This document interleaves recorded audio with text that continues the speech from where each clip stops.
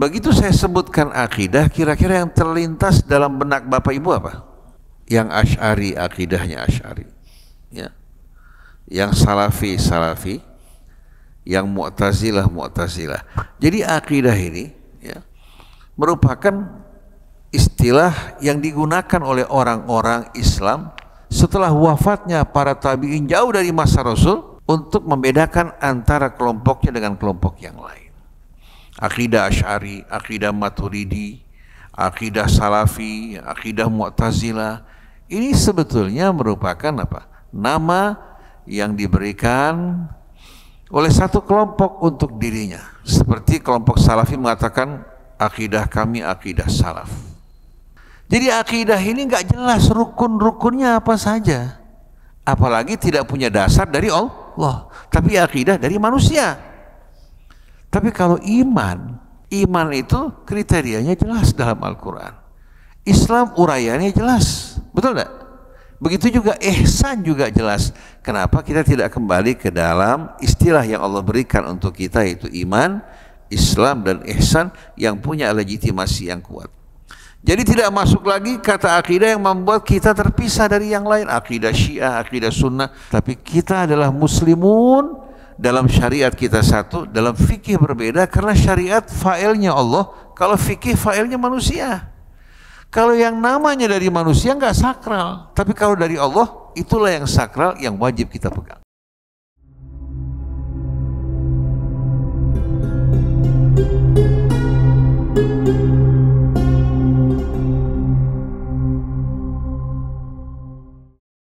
Bismillahirrahmanirrahim.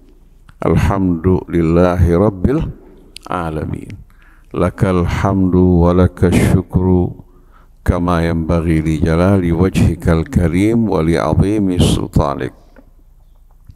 Subhanak la nuhsi thana'an 'alaika anta kama athlaita 'ala nafsik falakal hamdu hatta tarda walakal hamdu idza radit walakal hamdu ba'da ridha. Allahumma salli ala Muhammadin wa ali Muhammad. Assalamu alayka ya Rasulullah. Assalamu alayna wa ala ibadillahi salihin. Wassalamu alaikum warahmatullahi wabarakatuh. Tadi Ustaz Hamzah panjang lebar membacakan ayat-ayat yang menyerukan agar kita bersatu dan mengingatkan peringatan Allah. Mereka yang bercerai-berai menunjukkan ada penyakit di hati mereka. Penyakit ini akan nampak pada air muka mereka. Sebagaimana kalau kita menyaksikan orang kalau cinta pada seseorang atau benci dari sorot matanya, kelihatan enggak? Ma akhfa insanun fi qalbihi syai'a illa azharallahu ala safahati wajih. Seseorang tidak menyimpan sesuatu di hatinya kecuali Allah perlihatkan pada air mukanya. Sorot matanya. Dan subhanallah, yang bersangkutan juga berasa pandangan yang simpati sama pandangan yang antipati, penuh kebencian. Nah, sumber dari perselisihan pertentangan ini hati.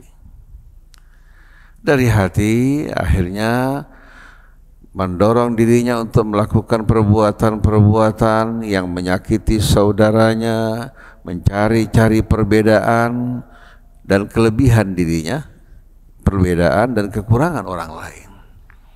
Ini yang terjadi pada umat Islam. Mereka lupa ayah ibu mereka sama, darah yang mengalir di tubuh mereka sama. Seorang tidak mulia karena latar belakang suku, bangsa maupun nasabnya, tapi kemuliaan karena iman dan ketakwaan. Kenapa? Bukan berlomba-lomba untuk bertakwa pada Allah. Cuma sayang peringatan ini jarang dibacakan, jarang mendapatkan perhatian. Kenapa? Karena kebanyakan orang, terang-terangan para jamaah, tidak mau persatuan, mau menonjolkan dirinya, kelompoknya, golongannya, melihat apa-apa yang berasal dari diri maupun kelompoknya, itulah yang lebih baik. Selalu memandang orang lain kurang rendah, akhirnya membuat perilaku kita juga menyimpang dari kebenaran. Saya ingin membacakan ayat-ayat yang tegas dari Allah Subhanahu wa Ta'ala yang mengingatkan bahwasannya pesan Allah kepada para nabi, para rasul dari masa ke masa sama, begitu juga pesan yang Allah berikan pada nabi kita. Ayat 13 dari surah Asy-Syura. 13 dari surah Asy-Syura. A'udzu billahi minasyaitonir rajim. Syara'a lakum minad din ma wassa bihi Nuha walladzi auhayna ilaika wa ma wassayna bihi Ibrahima wa Musa wa Isa an aqimud din wa la tatafarraqu fi kabura 'alal musyrikina ma tad'uuhum ilaih Allahu yajtabi ilaihi man yasha wa yahdi ilaihi man yunib. Nah, mari kita renungkan ayat ini.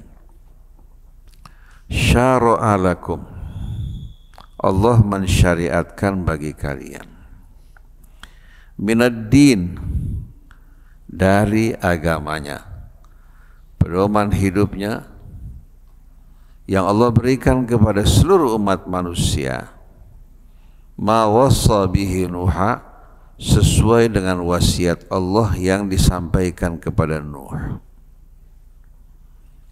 Walladzi auhayna ilaik, begitu juga yang kami wahyukan kepadamu wahai Rasulullah. Antara Nuh sama Nabi kita jauh tak? Nuh setelah Adam. Jadi apa yang Allah syariatkan dari agamanya ini sama dengan apa yang Allah syariatkan kepada Nuh, begitu juga yang kami wahyukan padamu. Wa ma wassayna bihi Ibrahima wa Musa wa Isa, dan apa yang kami wasiatkan kepada Ibrahim, kepada Nabi Musa, kepada Isa. Semua menerima pesan yang sama. Apa bunyi pesan tersebut? An aqimuddin wa la tatafarraqu fi. Hendaklah kalian menegakkan agama Allah. Itu apa? Islam. Tegakkan agama Allah, yaitu al-Islam, dan jangan kalian berpecah belah, bercerai-berai dalam agama Allah. Tegas enggak? Artinya ini bukan hanya untuk umat Nabi kita, tapi untuk seluruh umat Nabi. Tidak ada seorang pun Nabi dan Rasul kecuali menyampaikan pesan yang samaan, aqimuddin wa la tatafarraqu fi. Orang yang beriman, yang berserah diri akan menyambut ini. Bukan dia membesarkan, menegakkan nafsunya, golongannya, sektenya, tapi yang ditegakkan agama Allah. Lalu Allah jelaskan bahwa hal ini merupakan hal yang berat, yang paling tidak disukai dan paling mustahil buat orang musyrik. Kabura 'alal musyrikina ma tad'uuhum ilaih, sungguh sesuatu yang besar bagi orang musyrik untuk menyambut seruanmu kepada mereka. Kabura 'alal musyrikin ma tad'uuhum ilaih. Allahu yajtabi ilaihi man yasha wa yahdi ilaihi man yunib. Tapi Allah akan memilih untuk masuk dalam agamanya, bersatu dalam agama Allah, memberikan bimbingannya kepada siapa yang dikehendaki Allah. Jadi Allah akan memberikan bimbingan hidayah kepada siapa yang dikehendaki. Allahu yajtabi ilaihi man yasha. Allah Subhanahu wa ta'ala akan memilih untuk masuk ke dalam orang-orang yang berserah diri kepada Allah, bersatu dalam agama, man yasha, orang yang Allah kehendaki, wa yahdi ilaihi may yunib, dan Allah akan membimbing untuk menuju kepadanya orang-orang yang hatinya kembali pada Allah. Nah, seringkali orang salah faham ketika menyamakan kehendak Allah sama dengan kehendaknya. Beda, kalau kehendak kita kan terpengaruh oleh nafsu, oleh cinta, oleh benci, oleh sentimen, oleh sikap sinis. Betul enggak? Tapi kalau kehendak Allah, kembalikan pada nama-namanya yang begitu indah, Ar-Rahman, Ar-Rahim, Al-Alim, Al-Hakim. Artinya yang dikehendaki untuk mendapatkan petunjuk dari Allah, orang-orang yang jiwanya bagaimana? Yang jiwanya bersih, berserah diri kepadanya. Ini yang akan mendapatkan hidayah.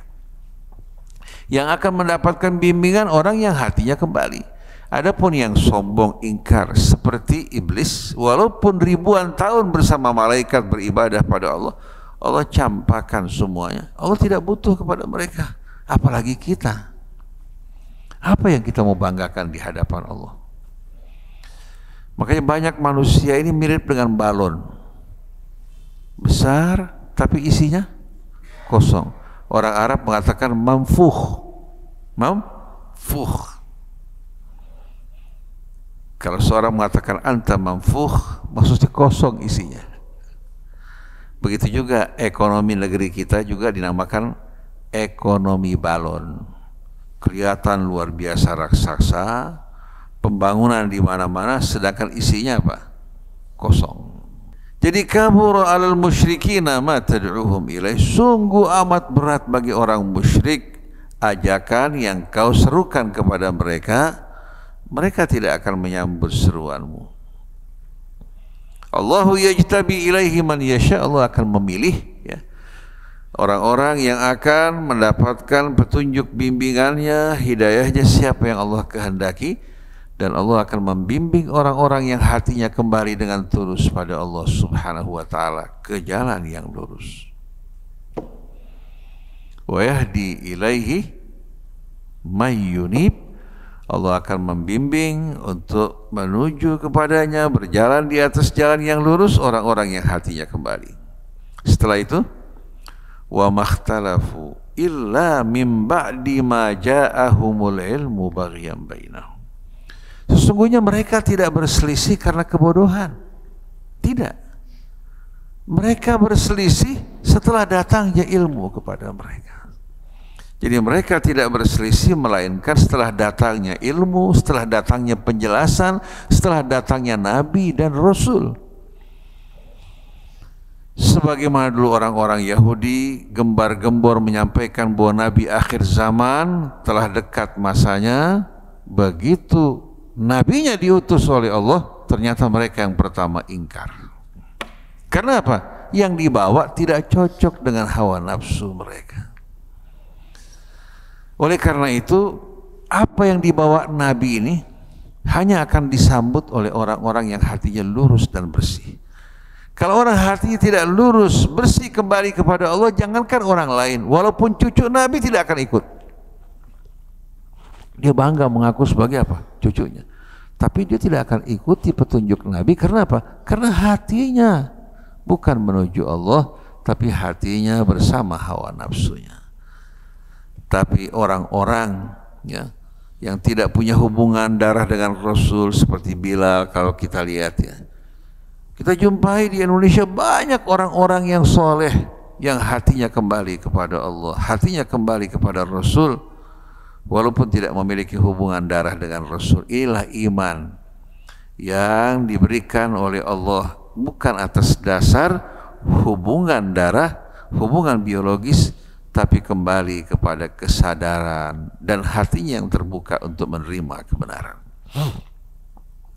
Oleh karena itu beruntung sekali orang yang mendapatkan hidayah Allah. Kalau seorang dari keluarga nabinya kemudian mengikuti petunjuk kakeknya, menjadi contoh di tengah masyarakat, maka yang Allah berikan pada mereka berlipat ganda, Tapi kalau mereka menyimpang, hukuman yang Allah jatuhkan pada mereka juga berlipat ganda seperti ancaman Allah pada keluarga Rasulnya dalam suratul Ahzab, yang akan menghukum wanita-wanita dari keluarga Rasul bila melakukan perbuatan-perbuatan dosa 2 kali lipat dibandingkan orang lain. Tapi yang berbuat kebaikan, Allah juga akan balas sebanyak 2 kali lipat. Jadi keadilan Allah Subhanahu wa ta'ala tegak. Oleh karena itu beruntung sekali kita menjadi hamba Allah. Tuhan kita yang maha pengasih, penyayang, maha adil, maha penyukur, maha penyabar, yang tidak membeda-bedakan di antara makhluknya. Jadi wa makhtalafu illa min ba'di ma ja'ahumul ilmu baghyan bainahum. Walaula kalimatun sabaqat min rabbika ila ajalim musamma laqudiya bainahum. Kalau bukan karena ketetapan Allah terdahulu yang menetapkan untuk memberikan pilihan kebebasan dan masa waktu bagi manusia untuk mengikuti pilihannya, dengan sikap mereka yang ingkar, niscaya telah diputuskan di antara mereka, artinya dibinasakan. Jadi kalau seandainya kita lihat Netanyahu berbuat kejahatan belum mendapatkan hukuman, Allah memang sengaja membiarkan dia menghabisi masa hidupnya. Setiap hari kejahatannya semakin berlipat-lipat hingga membuat siksa yang akan diterimanya semakin berat. Jadi kalau Allah membiarkan orang yang zalim, bukan mengabaikan, tapi Allah membiarkan mereka bangga dengan apa yang mereka lakukan, yang mereka capai. Begitu datang adab Allah amat mengerikan. Ariel Sharon yang melakukan pembantaian di Libanon, yang dikenal dengan pembantaian Sobro dan Shatila. Orang-orang Palestina sudah menyerahkan senjatanya kepada pemerintah Libanon, dibantai tanpa belas kasihan. Subhanallah, selesai pembantaian, tidak lama kemudian dia kembali ke Israel.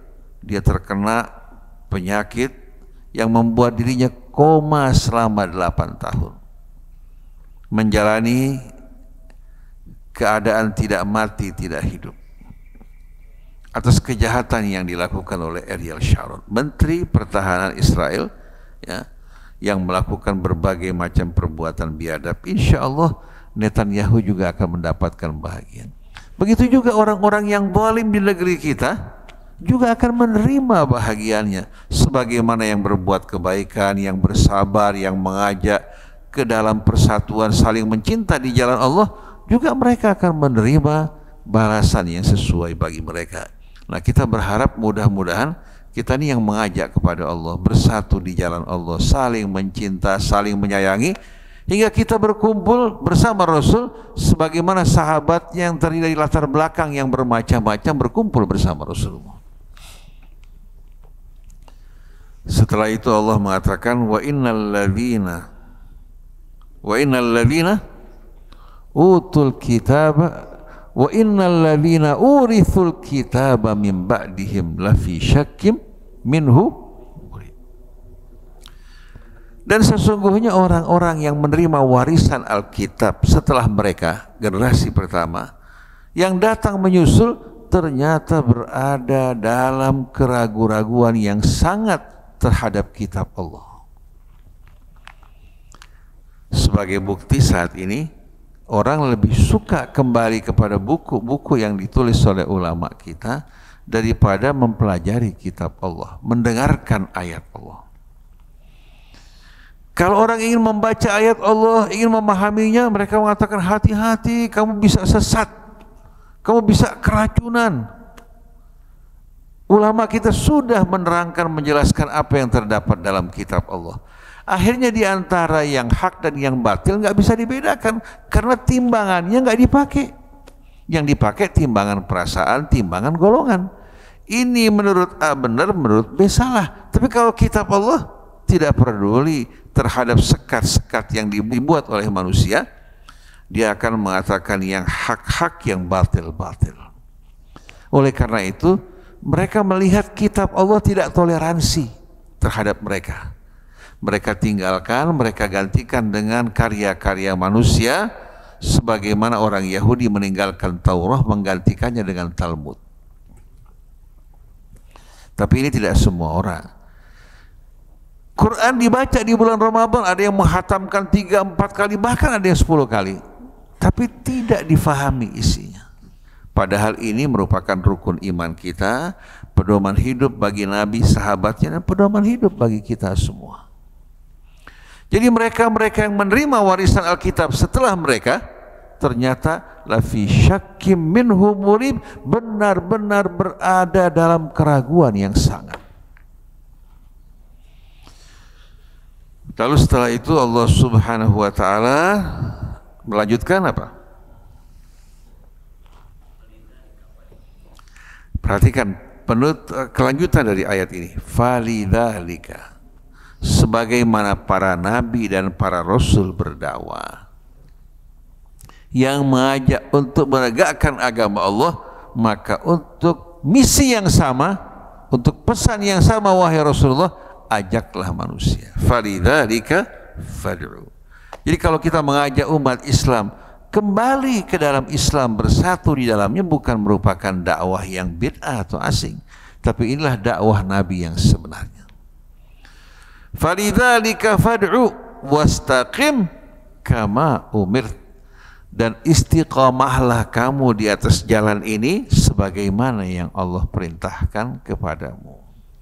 Istiqamahlah dalam Islam dan mengajak untuk bersatu dalam Islam. Ini perintah Allah. Wala tattabi ahwa'ahum, jangan kamu ikuti hawa nafsu mereka yang mengajak ke sana dan kemari. Kita kalau mengikuti hawa nafsu manusia akan disambut, akan didukung, bahkan secara finansial juga, ya. Mereka tidak sayang-sayang untuk berbagi dengan hasil korupsi mereka, diberikan kepada ulama-ulama, orang-orang yang mau dukung mereka. Si ulama merasa menerima sesuatu yang besar, padahal yang mereka terima sisa-sisa makanan yang jatuh dari meja makan tuan mereka. Yang jatuh ke bawah tuh tulang, ya, sisa makan di bawah kucing-kucing menunggu. Ini banyak ulama seperti ini. Jangan sampai kita seperti itu. Jadi ulama-ulama menerima bahagian paling kecil, tapi di akhirat paling apa? Besar, karena dia orang yang berilmu. Seharusnya dia menempatkan diri di tempat yang mulia, memberikan nasihat yang baik, mengajak kepada kebenaran. Ternyata dia rela merendahkan dirinya menjadi kucing yang menunggu tulang-tulang dan sisa makanan yang dibuang tuannya untuk dirinya. Rendah enggak? Ini sekarang yang kita jumpai, kondisi keadaan seperti ini.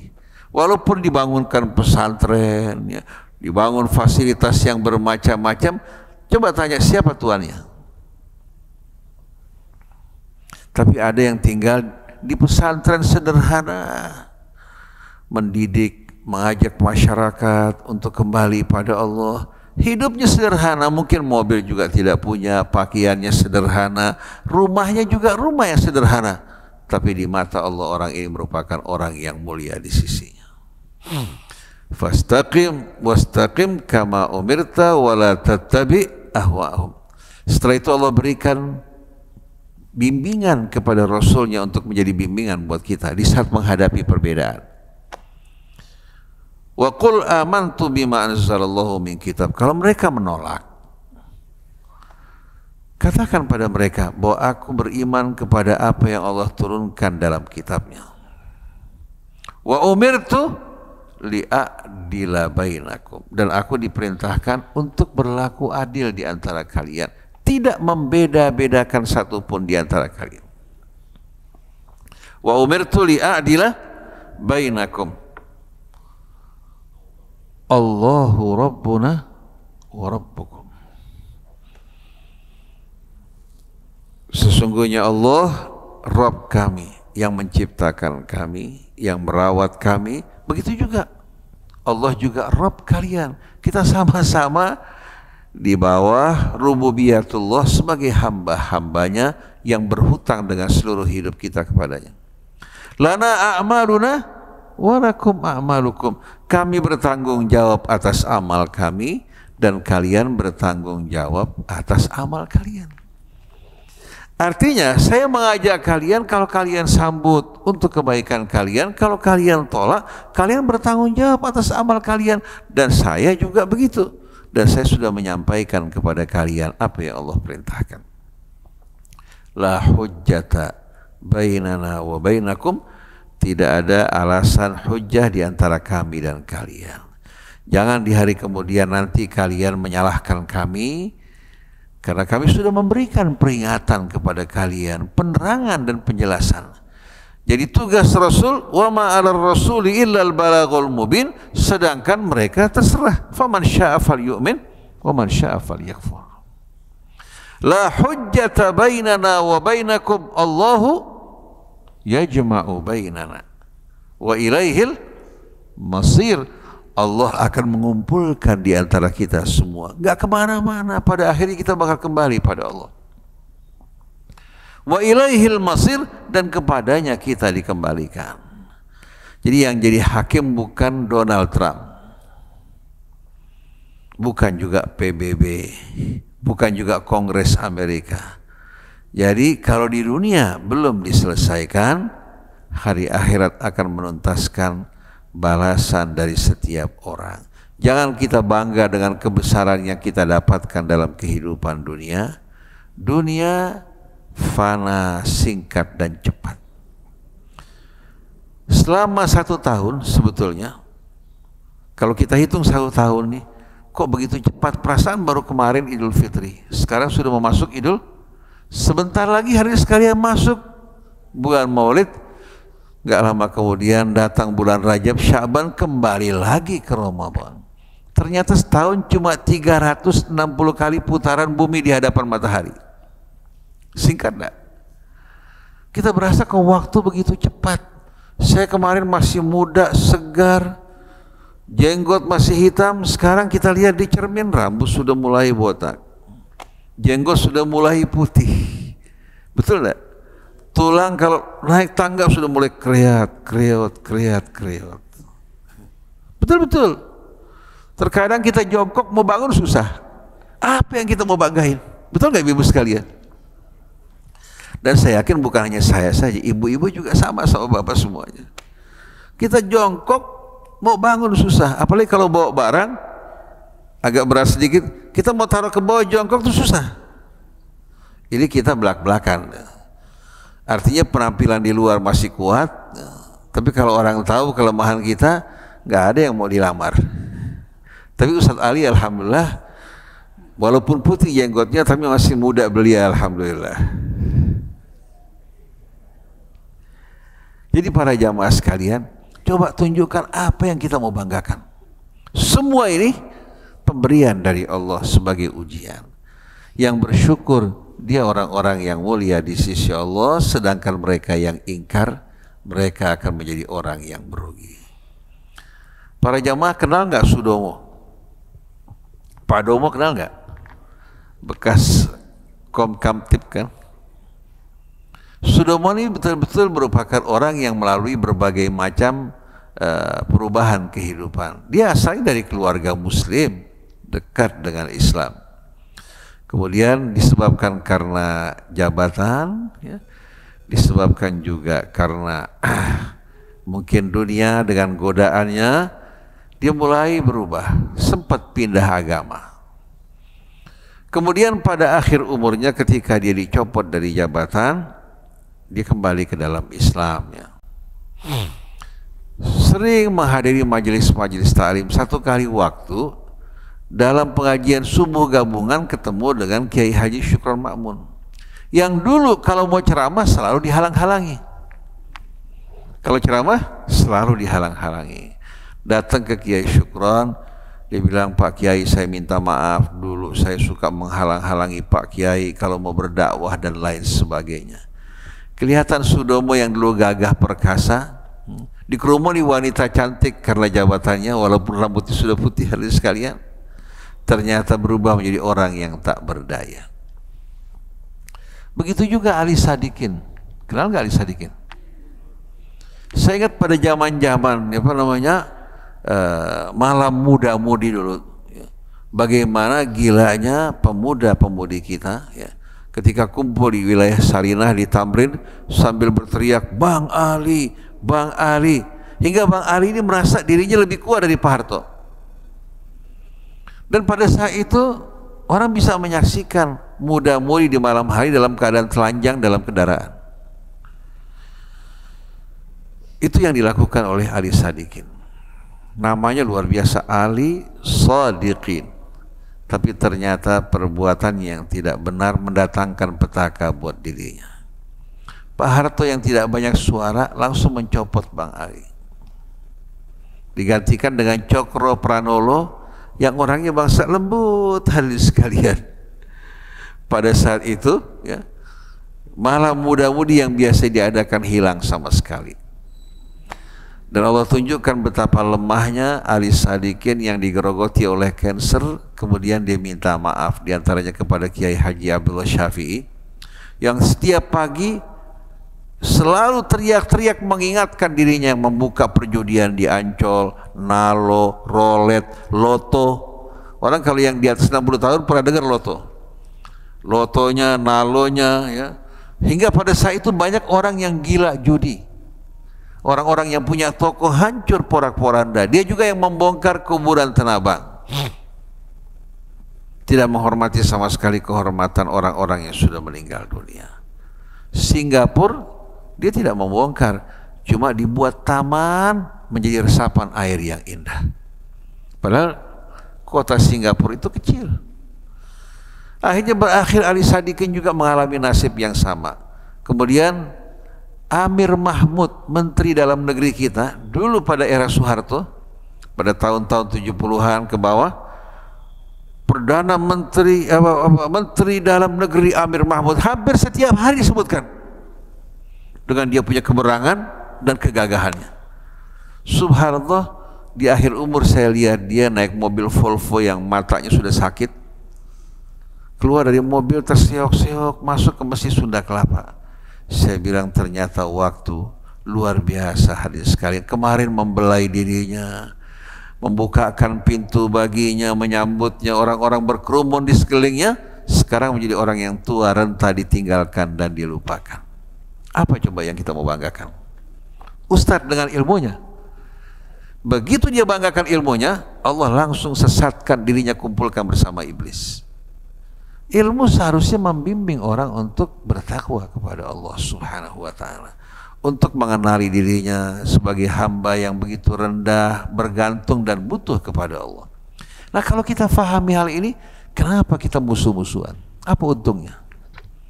Nyelamatin kita? Enggak. Membawa keuntungan materi? Enggak. Malah bangsa semakin hancur. Akhirnya orang bodoh naik, mempermainkan kita. Saya belum pernah lihat kondisi Indonesia seperti pada era sebelumnya. Orang bodoh naik ya, di tengah-tengah kita, orang-orang pintar tinggal berdiam melongo hadirin sekalian. Ini keadaan yang mengerikan luar biasa. Pada tahun 70-an, 80-an kita lihat orang masih hidup, berani mengatakan yang tidak benar itu tidak benar. Kalau sekarang bahkan para petinggi, orang-orang yang berpendidikan tinggi sudah kehilangan hadirin sekalian nurani mereka. Berdiam berkolaborasi dengan hal-hal yang tidak benar, menjerumuskan negara dalam kemiskinan, hutang yang melilit, dan kemunduran ke belakang yang membuat martabat bangsa kita hilang. Dulu orang Malaysia mencari guru, sampai guru SD pun mereka cari di Indonesia. Guru SD, guru SMP yang baik, juga perguruan tinggi. Kemudian mereka magang di Pertamina, belajar di UI. Tahu-tahu dalam waktu singkat Malaysia bisa mengalahkan kita. Dulu saya ingat orang Thailand kalau datang ke Indonesia pada saat anniversary cup football turnamen tahun 70-an, itu melongo lihat apa? Lihat Jakarta pada saat itu. Termasuk Korea Selatan pun pada saat itu tertinggal. Tahu-tahu Indonesia sekarang di belakang, kalah sama Thailand. Kalau Korea Selatan jangan ditanya, kita tertinggal jauh hadirin sekalian. Ini penyesalan ya, yang tak berguna bagi kita. Obatnya hanya bersatu, kembali di jalan Allah, baru janji Allah akan dipenuhi untuk kita semuanya. Mungkin ada waktu sedikit, mau ada tanya jawab silahkan. Ntar sebentar lagi insya Allah kita akan mendoakan bersama-sama Ustadz Ali yang mau berangkat haji insya Allah, sama saudara kita Bapak Ius Jahan. Kita doakan insya Allah pulang dapat jodoh insya Allah. Apalagi kalau sampai di haji dapat jodoh, alhamdulillah. Doa minta supaya dapat jodoh kalau di haji nanti. Asal jangan 4 ya, 1 aja cukup. Saya mau tanya silahkan.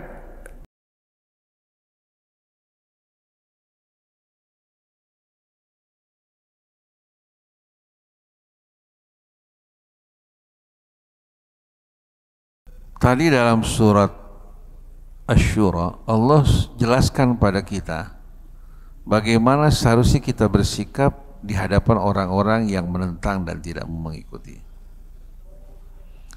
Allah perintahkan pada Rasulnya tadi kan, falidzalika fad'u wastaqim kama umir. Kamu ajak orang seperti apa yang tadi Allah Subhanahu wa taala sebutkan, mengajak untuk menegakkan agama Allah. Dan istiqamah, sabar apapun cobaan yang kamu hadapi. Setelah itu umumkan kepada mereka yang menolak, amantu bima anzalallahu min kitab wa umirtu li'a'dila bainakum Allahu rabbuna wa rabbukum lana a'maluna wa lakum a'malukum la hujjata bainana wa bainakum Allahu yajma'u bainana wa ilaihil masir. Jadi paling tidak ada konfrontasi, tidak ada sikap ngotot. Kita bacakan ayat Allah, setelah itu kita tinggalkan. Mudah-mudahan dia mau berpikir. Karena kalau kita konfrontasi dalam perdebatan, bisa-bisa akhirnya apa? Membuat dia semakin menjadi-jadi. Nah, tadi yang kedua, kita ingin meninggalkan istilah-istilah yang bisa menimbulkan dan mendorong kita dalam perpecahan. Itu kata akidah. Begitu saya sebutkan akidah, kira-kira yang terlintas dalam benak Bapak Ibu apa?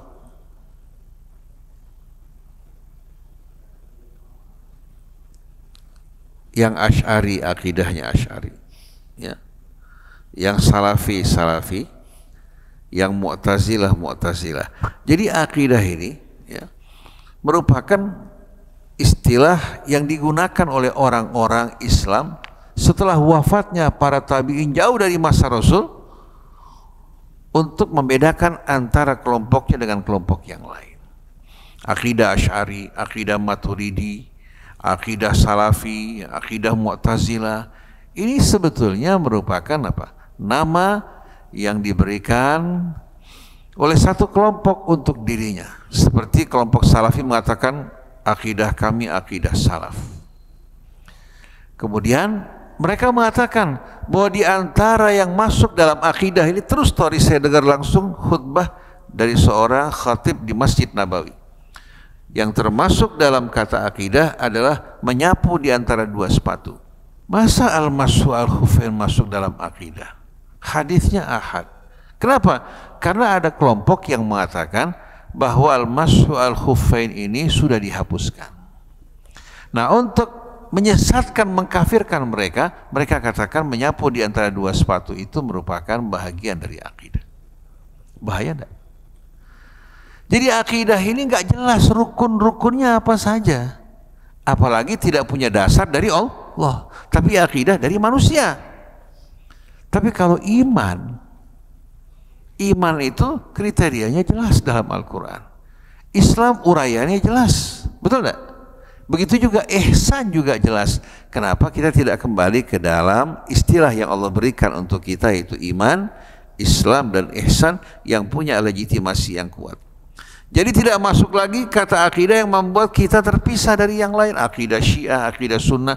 Kenapa kita mau dipecah belah mengikuti ajaran dan bujukan syaitan? Tapi kita adalah muslimun, dalam syariat kita satu, dalam fikih berbeda, karena syariat failnya Allah, kalau fikih failnya manusia. Kalau yang namanya dari manusia nggak sakral, tapi kalau dari Allah itulah yang sakral, yang wajib kita pegang. Adapun kalau kita iri terhadap orang yang berbuat kebaikan, ya, itu satu hal yang positif. Karena Nabi menyebutkan tidak ada hasad kecuali pada dua hal. Satu orang yang memiliki harta kemudian menginfakkan ya di jalan Allah Subhanahu wa taala, satu lagi yang memiliki ilmu mengajarkan ilmunya yang bermanfaat. Cuma kalau dalam bahasa Arab untuk hal yang positif mereka gunakan kata al-ghibtu atau al-ghibtah. Kalau al-hasad konotasinya negatif. Kita iri sama fulan, kemudian ada dorongan untuk menghancurkan fulan. Faham enggak? Memfitnahnya, membusukkannya. Tapi kalau al-ghibtu itu kita iri pada kebaikan fulan untuk mengikutinya, tapi nggak ada kebencian di hati kita terhadap orang tersebut, apalagi ingin merusaknya. Jadi kalau kita iri pada orang yang berbuat kebaikan, ya Allah, coba saya bisa seperti ini. Allah berikan rezeki, kalau kita tepati janji kita, Allah akan tambahkan nikmatnya. Tapi ada orang waktu nggak punya iri melihat orang berbuat kebaikan, waktu punya yang terfikir mau ke Bali, mau jalan-jalan ke Eropa, mau ini mau itu, digunakan untuk hal-hal yang negatif. Banyak nggak begitu? Banyak. Tapi kalau bapak ibu iri pada orang yang berbuat baik, begitu menerima kebaikan bapak ibu memberikan, itu insya Allah akan mendapatkan tambahan di dunia maupun di hari akhirat. Demikianlah para jamaah sekalian, subhanakallahumma wa bihamdik, asyhadu an la ilaha illa anta, astaghfiruka wa atubu ilaik. Assalamualaikum warahmatullahi wabarakatuh.